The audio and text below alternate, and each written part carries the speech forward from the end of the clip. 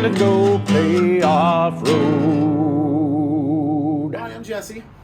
And I am Parker. And we are from Good Enough Off-Road. All right, today we are working on... These. Yes, today we are working on our Dodge Ram pickup. Yeah. I've got the King 2.5 OEM series shocks on them. They've been great shocks, but they got about 80,000 miles on them. And at the bottom of the shock, there's a spherical bearing that has a lot of wear in it. And because of that, we got about 1/8 of an inch of movement in that joint, and it's causing a very loud rattle in the truck. You ready to get to work, Parker? Yes. All right, Parker, what do we do before we work on our stuff? We clean them. All right, let's get some simple green on that bad boy and get it wiped off.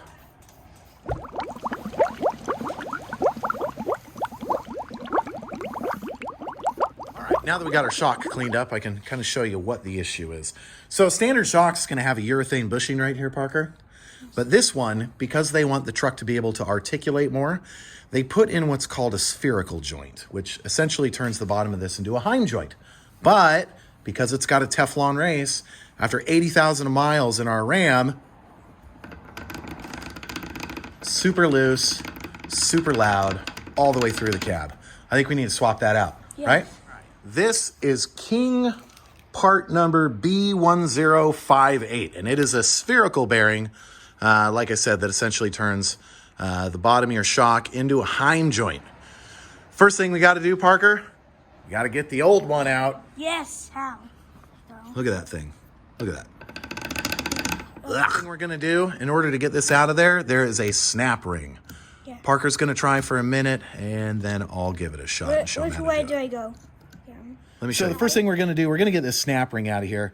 Pro tip when you're working with snap rings, make sure you put your hand over it or a rag, because these things are like springs. They will hop away and you'll spend 10 minutes searching for them like I did on the other side. And they are hard to get out. So we got one of our snap rings out on the other side. So we're going to go ahead and get this joint out. Just going to give it a couple good pops. It's in there pretty good.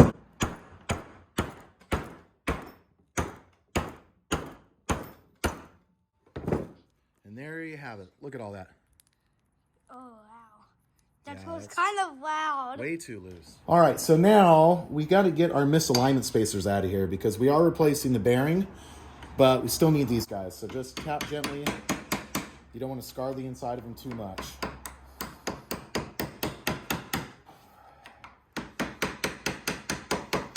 Looks like they're coming along. Booyah. All right, so now we got our new bearing. And before we put our misalignment spacers in, I'm just gonna throw some anti-seize in here. Because like I said, this is a wearable part, so someday we're gonna be doing this again. Yes. All right, we got our anti-seize. Now we'll get our misalignment spacers in. All right, Parker, I want you to go ahead and put some anti-seize on the inside of this joint right here. Okay, right here.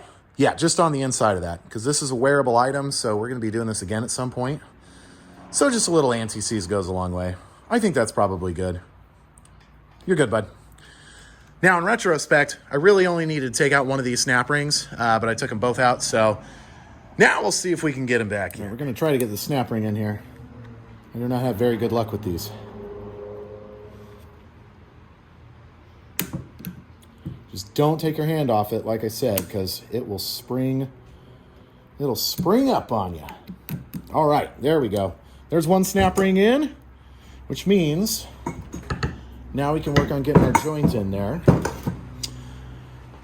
Now to start, we're just gonna tap this in there just a little bit with the hammer, just to get it somewhat set, and then we're gonna move over to our vise, and we're gonna press it in. But first, we'll start here.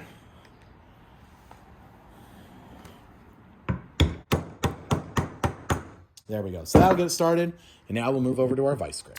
All right, so I figured out that if I use a 22 on the side that I'm pressing and a 24 on the other side, it seems to go around it where I can push it in. So we'll see if we can make it work. All right, so I got my 22, my 24. I'm pushing that way. We're gonna see how this goes here.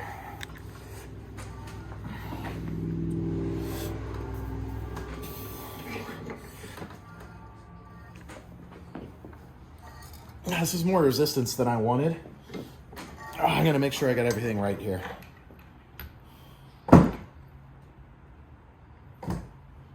Yeah, everything's right. It's just really tight. All right. Should we keep going, buddy? Yes. All right. Just gonna have to use that muscle, I guess, huh? Yes. There we go. Now it's lined up in the race. Now we're just gonna go till we feel the resistance from it hitting that snap ring. I only got a little bit further to go here. There it is.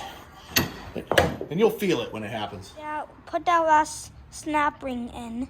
You got it, Parker. I'm gonna keep a hand on it so that it doesn't go flying away. Whoa! First try. That never happens. Yeah. High five. Boom. All right, buddy. Now it's time to put it back in the truck. Yes. Okay, so we got it all back together. And you can see in here, we've got our snap ring in, we've got our new joint. Unlike before, there is no play. It's nice and tight. Super happy. That actually wasn't as bad as a job as I thought it was gonna be. But if you do know anything about the 4th gen Rams, you know that putting this rear shock back in is gonna be a nightmare because of that top bolt placement. Anyway, let's get it back in. Yes. Good to go? Get this back in here.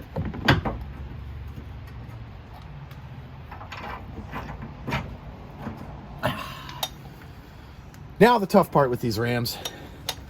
Got to reach behind it and start this bolt. It's in the worst spot ever.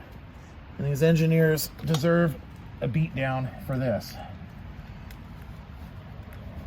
Because if you drop it, it falls on the gas tank. And then you're really screwed. So you got to do it blind. Hope that you get a couple threads in there. And it looks like I am. Thank goodness. Now with these Rams, I'm going to have to use this fancy thing that's able to angle back. Make sure we're on, oh, we're on off right now. We want to put it back on. That way I can reach through and pull back on it. It's, like I said, it's a terrible design.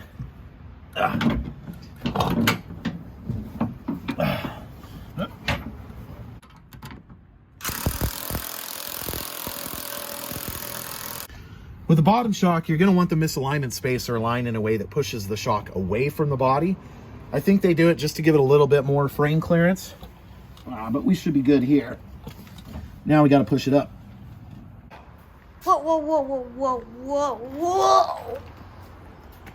All right, we'll get our tire back on. What's going on here? We're just going to torque the tire and we're done. Yes. Boom. Or Where's my torque wrench? I'm actually filming right now. Found my torque wrench. Yes, you did. Now, how far do we torque these, Parker? How far do you forgot. torque lug nuts? I forgot. 90 to 100 pounds. Oh yeah, I forgot.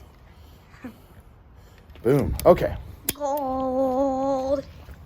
I can cup it right just here. It's filming. It's filming, Dad. 90 to 100 foot-pounds and a star pattern. Okay. All right, so we got our shocks back on. We bounced around on the rear bumper a couple times. No rattles. Yeah. Thanks for helping me today. And good don't enough- forget to like and subscribe and hit the bell. Yes, like, subscribe, hit the bell. Good enough off-road. Thanks. Peace. Bye.